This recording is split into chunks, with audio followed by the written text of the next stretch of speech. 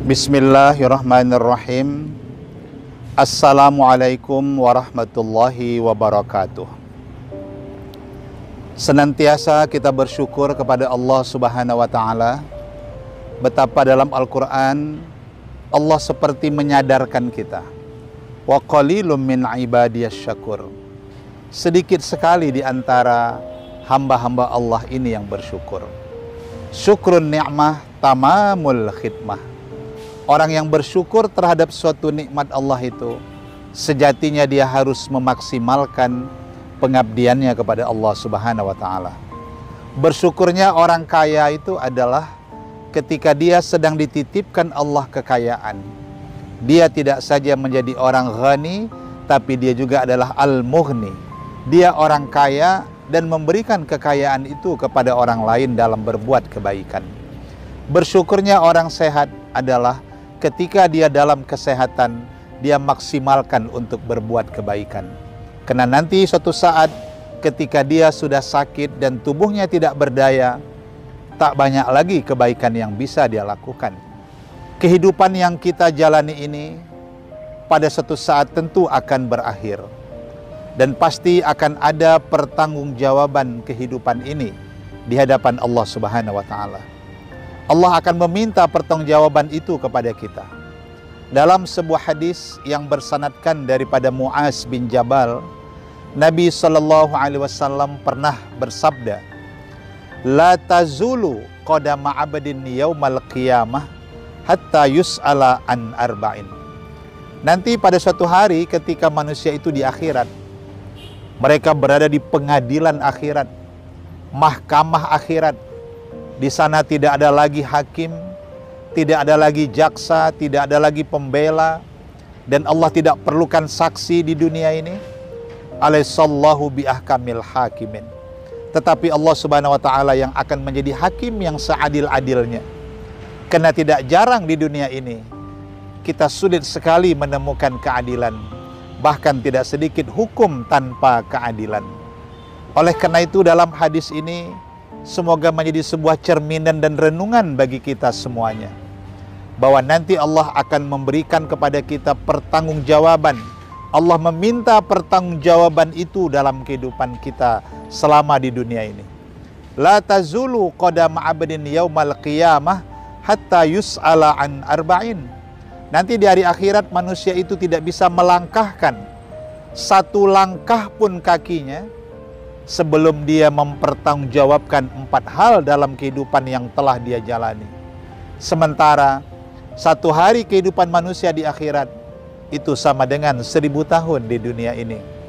Dalam Al-Quran surah Al-Hajj ayat 47 Allah Subhanahu wa Ta'ala ingatkan kita, Wa inna yauman inda rabbika ka'alfi sanatim mimma ta'udun. Bahwa satu hari kehidupan manusia di akhirat itu sama dengan 1000 tahun manusia di dunia ini. Masa yang sangat panjang untuk mempertanggungjawabkan diri di hadapan Allah Subhanahu wa Ta'ala. Ada 4 hal yang akan Allah minta kepada kita. Yang pertama, an umrihi fima afnahu. Allah akan tanya kemana kita sudah menggunakan nikmat umur selama hidup di dunia ini. Adakah lebih banyak kemaksiatan yang kita lakukan atau kebaikan yang kita persembahkan? Dan kita harus sadari bahwa sejatinya setiap kali bertambah usia kita, sejatinya bertambah pula lah kecintaan kita pada kehidupan akhirat, dan semakin berkurang pula kecintaan kita terhadap kehidupan dunia yang fana ini.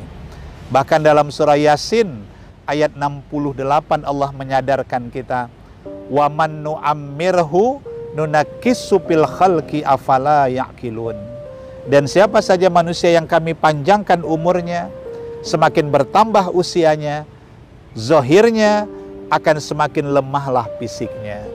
Penyakit-penyakit mulai datang bersarang di tubuhnya.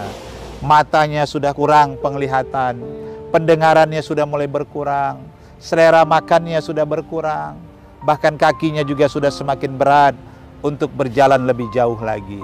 Allah kembalikan kita pada kondisi yang lemah seperti bayi. Kita harus dibantu, kita makan juga harus mencari yang lembut, makanannya sudah bubur, itu akan kita alami pada suatu masa. Maka Nabi SAW ingatkan kita, khairun nas man tala umruhu wa hasuna amaluhu.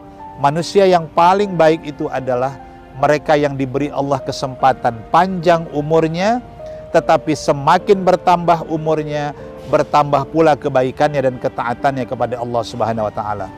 Tetapi juga kita diingatkan, wasyarrun nas man tala umruhu wasa'a amaluhu. Seburuk-buruk manusia itu, itulah mereka yang panjang umurnya, bertambah umurnya, tapi semakin hari semakin bertambah pula kejahatannya, kelalaiannya, dan dia tidak lagi mencari bekal untuk kehidupan akhiratnya. Yang kedua, pertanggungjawaban yang akan diminta Allah kepada kita, wa an jasadihi fima ablahu.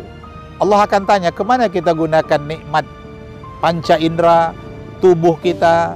Maka nanti pada hari akhirat, tangan-tangan kita akan berbicara, dan Allah akan meminta pertanggungjawaban tidak saja fisik tapi psikis kita. Dalam surah Al-Isra ayat 36 Allah menyadarkan itu, inna sam'a wal basar wal fuad kullu ulaika kana anhu mas'ula. Pendengaran, penglihatan, dan apa yang kita simpan di kedalaman hati, semua itu akan diminta Allah pertanggungjawaban. Ditambah lagi surah Yasin ayat 65, pada hari itu tangan-tangan kita berbicara, berapa banyak hak orang yang sudah kita ambil, berapa banyak orang lain yang kita zalimi dengan tangan kita. Mungkin tangan kita suka bermain tangan, memukul orang yang tidak bersalah. Semua itu akan diminta Allah pertanggungjawaban. Bahkan kaki-kaki kita yang melangkah hari ini akan menjadi saksi di hadapan Allah Subhanahu wa taala. Kemudian yang ketiga, pertanggungjawaban di hadapan Allah, wa an ilmihi mada amila fihi. Tentang ilmu, apa yang sudah kita amalkan. Karena sepanjang hidup ini adalah belajar. Jangan pernah kita berhenti untuk senantiasa menuntut ilmu. Bahkan Nabi SAW bersabda, man salaka tariqan yaltamisu fihi ilman sahalallahu lahu tariqan ilal jannah.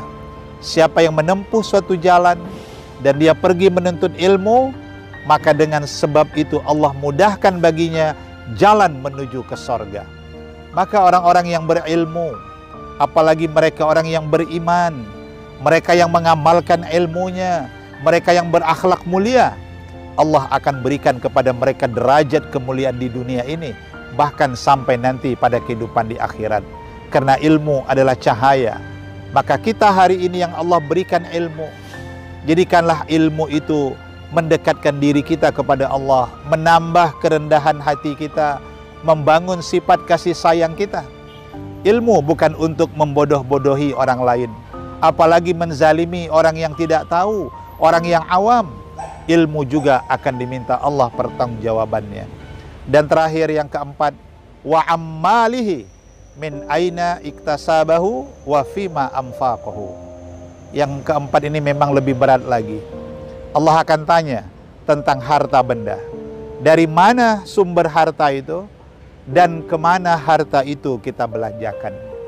Maka silahkan kita hari ini mencari harta yang halal, dan dengan harta itu kita bisa berbagi kepada orang lain. Kita menolong orang yang dalam kesusahan. Itu perbuatan yang teramat sangat mulia. Apalagi harta yang kita dapat dengan kerja keras, dengan doa-doa kita, dan kemudian harta itu kita jadikan sebagai jalan kita untuk menjemput ridha Allah Subhanahu wa taala. Demikian kajian kita pada hari ini.